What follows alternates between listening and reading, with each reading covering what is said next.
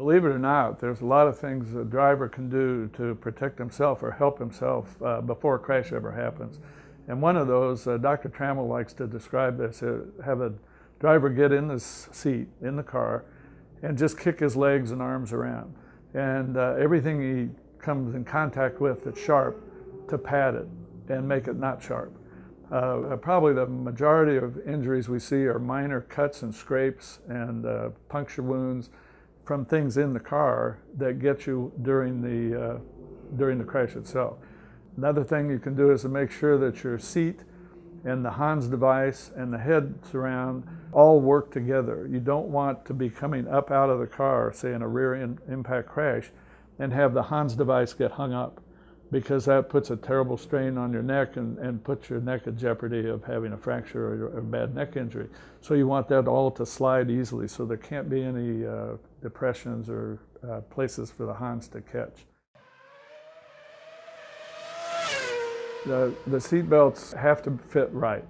And one of the things that most of the drivers will do is to exhale and then pull the seat belts tight, because they do stretch a little bit, and in a crash they stretch. And you want them to stretch, because if they didn't stretch at all, your internal organs would hit the inside of your rib cage, for example, and you'd have some really bad injuries. So you want them to stretch, but it has to be a controlled thing. You don't want the seat belt loose, because then your body gets thrown over, then it gets a sudden stop against the belts, and again you have internal organ damage as a result. So you want the seat belts to fit comfortably, maybe not so comfortably, a little bit uncomfortably, so that they are tight. And it's important to have the pelvis anchored.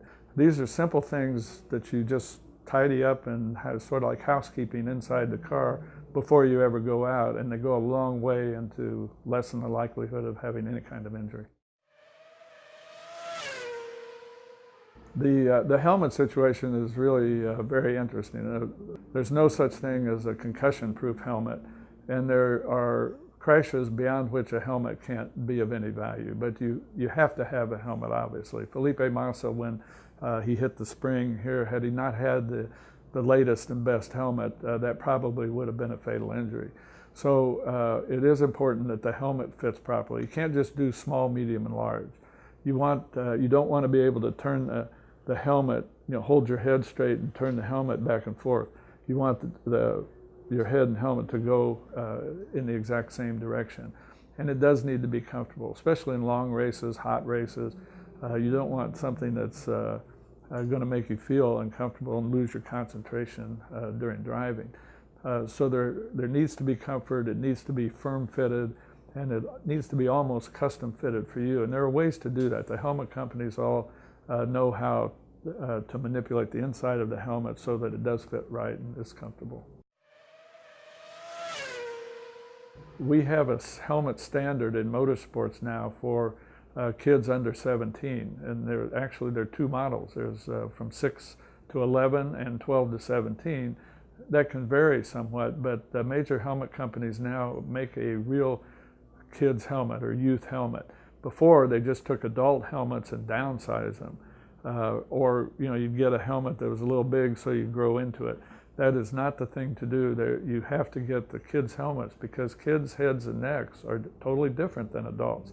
The ratio is different. Kids tend to have a longer head and shorter neck than when you're an adult. And so the fit is different, and it's important to get a helmet actually made for young people, especially the little kids. The kids starting go-karts at age 4, 5, or 6 need to have a youth helmet, not a downsized adult helmet. Dr. Trammell and I have told drivers for years, especially on these street courses, where you go into a barrier almost immediately if you lose control.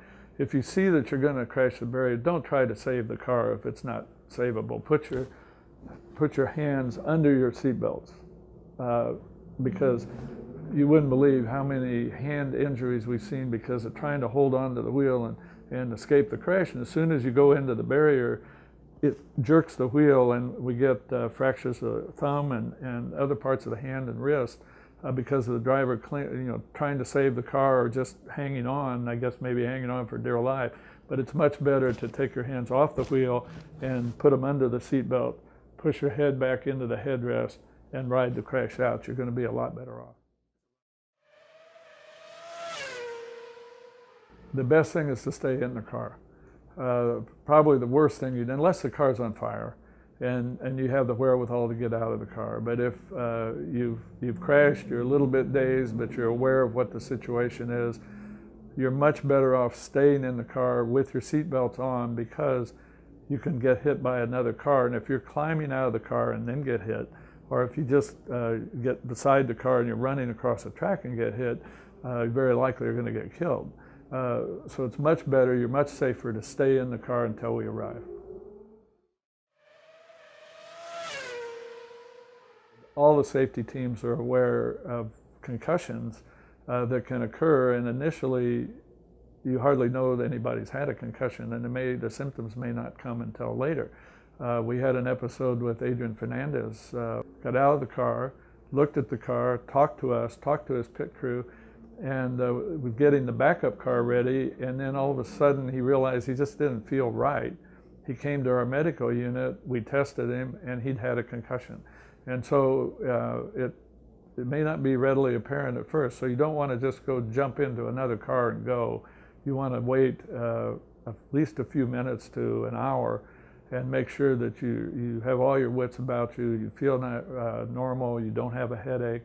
And if any of those things, if you just don't feel right, go see the medical people, because you may have had a concussion.